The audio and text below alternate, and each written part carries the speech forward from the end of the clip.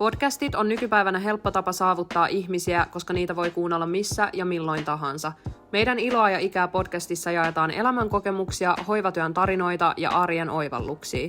Meidän podcast on suunnattu kaiken ikäisille ja sen tavoitteena on rakentaa yhteisöllisyyttä sukupolvien välille ja tuoda esiin ikäihmisten osaamista.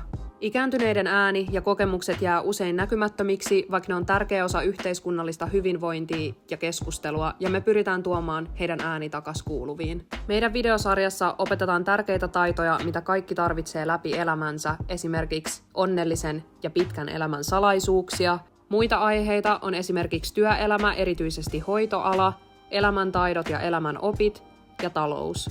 Osallisuus ja aktiivisuus tukee ikäihmisten hyvinvointia. Meidän podcastissa jaetaan tietotaitoja, mitä voidaan kutsua sosiaalisen toiminnan yhteistuotannoksi.